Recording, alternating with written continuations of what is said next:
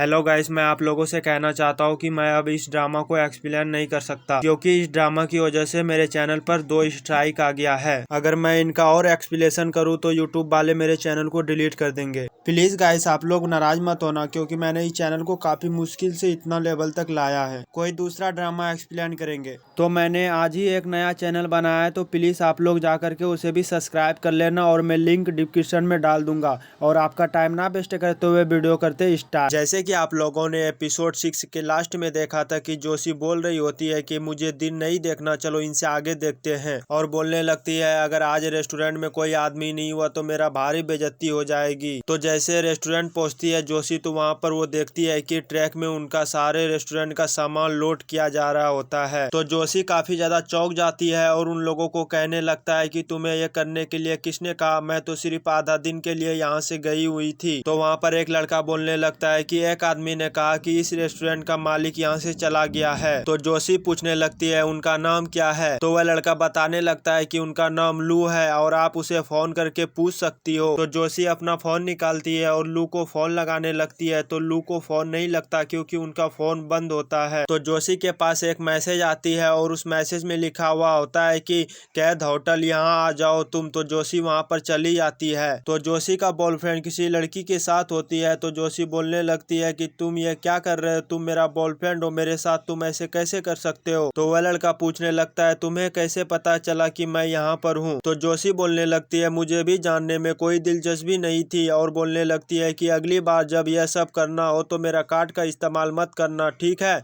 और पूछने लगती है कि यह लड़की कौन है। तो वह लड़की वहाँ से चली जाती है। तो वह लड़का बोलने लगता है वैसे भी तुम हमेशा अपने बारे में बहुत ही ज्यादा सोचती हो, वैसे भी तुम पूरी पागल हो। तो जोशी थोड़ी सी इमोशनल हो जाती है और वह बोलने लगती है तुम्हें मुझे यह सब बोलने की कोई जरूरत नहीं है, और बोलने लगती है कि मैं तुम्हारे साथ बहुत ही अच्छी थी। और बोलने लगती है अगर मैं इतनी ही बुरी थी तो तुम मेरे पीछे क्यों आए थे मुझसे रिश्ता बनाने के लिए। तो वह लड़का बोलने लगता मैं तुम्हारे पापा की पैसे की वजह से मैं तुमसे प्यार करती थी, अब तुम अपना पापा से अलग हो चुकी हो, कौन पागल तुम्हारे साथ रहेगा और तुमसे प्यार करेगा। तो ये बातें सुन करके जोशी पानी का गिलास उठाती है और उनके मुंह पर जैसे ही मारती है तो वह लड़का अपना हाथ आगे कर लेता है। तो जोशी के खुद के मुंह पर ही पानी गिर जाती है। तो वह लड़का बोलने लगता है कि तुमसे अलग होने का कोई भी पैसा मैं नहीं लूंगा, और यह बोल करके वो लड़का वहाँ से फिर चला जाता है। तो हमें डॉक्टर जियान का सीन दिखाया जाता है जहाँ पर वो रेस्टोरेंट में बैठ करके खाना खा रहे होते हैं। तभी उनके ध्यान में आता है कि अगर यहाँ पर कजिन होती तो मैं उसे कैसे खाना खिलाती। तो जियान चम्मच लेके उनके तरफ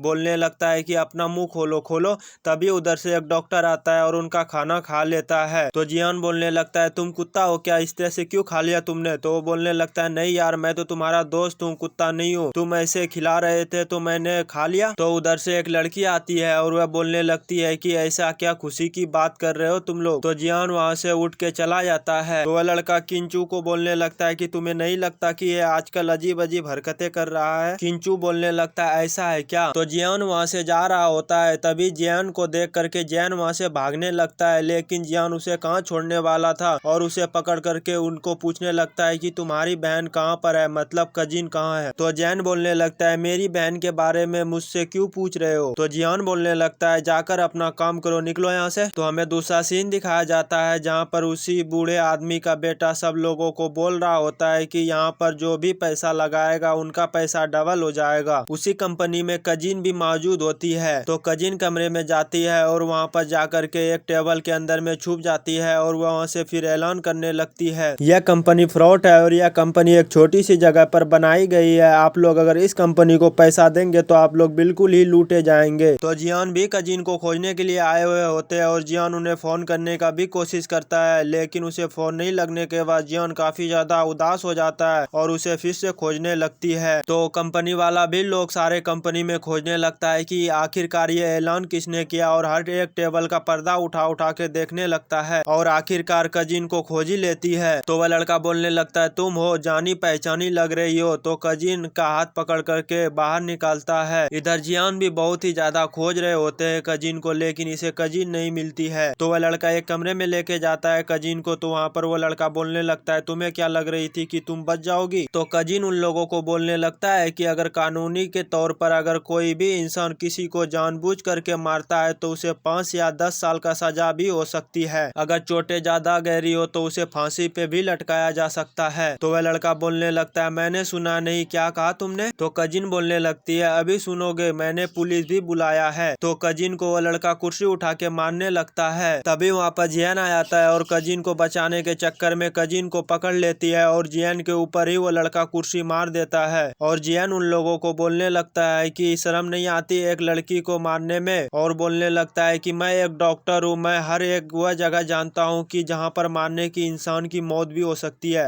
मैं मारूं क्या तुम लोगों को? तो वहाँ पर पुलिस आती है और सब लोगों को पकड़ करके लेके चले जाते हैं। तो उन लोगों के जाने के बाद तो कजिन जियान को बोलने लगता है कि मैंने कुछ सामान लाया है उसी कंपनी से, आपका बहुत ही ज्यादा मदद करेगा ये सामान, आप ले लो। तो कजिन का हाथ पकड़ करके उसे साइड में लाती है और उसे बोलने लगती है, यहाँ अकेले क्यों आए, मुझे बिना बताए, मुझे बताकर तो आना चाहिए था ना तुम्हें। तो कजिन बोलने लगती है, आपका वक्त बहुत ही कीमती था तो मैं आपको परेशान नहीं करना चाहती थी। तो जियान कहने लगता है, पर फिर भी मुझे यहाँ पर आना पड़ा ना। और बोलने लगता है, क्या होता अगर मैं तुम्हारे पास नहीं आता तो? और बोलने लगता है, अगर पुलिस भी टाइम पे नहीं आता तो तुम्हें चोट लग जाती तो क्या करती तुम? तो कजिन बोलने लगती है, मैंने उस समय इतना सोचा नहीं था। तो जियान बोलने लगता है, लेकिन उनसे भी बुरा हुआ ना। और बोलने लगता है कि तुम अभी बहुत ही ज्यादा नादान हो। और बोलने लगता है, मैंने तुम्हें पहले भी कहा था कि तुम वहाँ पर जाने की कोई जरूरत नहीं है, अब कभी भी दूसरों के लिए इतना ज्यादा मत सोचना। तो कजिन बोलने लगती है, हाँ आपने कहा था। तो जियान बोलने लगता है, फिर भी तुम वहाँ पर क्यों गई? तो कजिन बोलने लगती है, सॉरी अब ऐसा नहीं करूंगा। तो हमें लू का सीन दिखाया जाता है जहाँ पर वह कुछ सोच रहे होते हैं कि अपने बिजनेस के बारे में।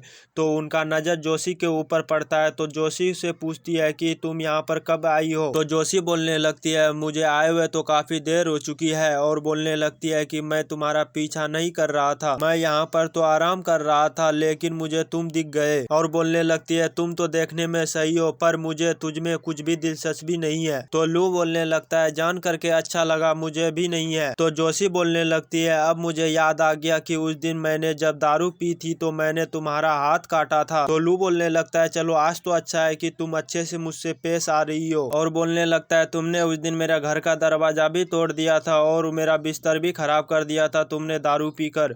उस दिन तुम्हारा एक सामान मेरे पास छूट गया था, यह देख लो कि यह सही सलामत है या नहीं। तो जोशी बोलने लगती है, अब कुछ भी फर्क नहीं पड़ता यह सही है या खराब है, क्योंकि वह मुझे छोड़ करके चला गया है। और जोशी उसे फेंक देती है। जोशी जैसे ही सामान फेंक देती है तो लू उनका ही मुंह देखने लगता है। तो हमें दूसरा सीन दिखाया जाता है जहाँ पर जियान बोल रहा होता है कजिन को कि मेरे जख्म पर थोड़ा सा दवाई लगा दो, बहुत ही ज्यादा दर्द हो रही है। तो कजिन बोलने लगती है, मुझे नहीं करना, आप खुद से ही कर लीजिए। और थोड़ी दूर में जाकर के वो बैठ जाती है एकदम मासूम बनकर। तो जियान अपना मोबाइल निकालता है और खुद से ही लगाने लगता है। लगाने के टाइम में वो करने लगता है जियान। तो कजिन को देखी नहीं जाती और कजिन बोलने लगती है, ठीक है मैं लगाती हूँ। और कजिन उनके पास चली जाती है। तो कजिन उनका जख्म को साफ करने लगती है। देखो कैसे कजिन अपना मुंह बना रही है। और कजिन पूछने लगती है, ज्यादा दर्द तो नहीं हो रहा है ना? तो जियान बोलने लगता है, नहीं हो रहा है। तो कजिन बोलने लगती है कि तुम उस टाइम में क्यों ऐसे आवाज निकाल रहे थे? तो जियान बोलने लगता है, देख रहा था कि तुम्हें कुछ भी फर्क पड़ता है या नहीं। तो जियान जैसे ही यह बात बोलता है तो कजिन उनका ही मुंह देखने लगती है। और यह एपिसोड हमारा यहीं पर एंड हो जाता है। आगे का एपिसोड एक्सप्लेन नहीं कर सकता क्योंकि मुझे बहुत सारा कॉपीराइट आया है और 2 स्ट्राइक भी आ गया, इस वजह से मैं अब इस ड्रामा को एक्सप्लेन नहीं करूंगा।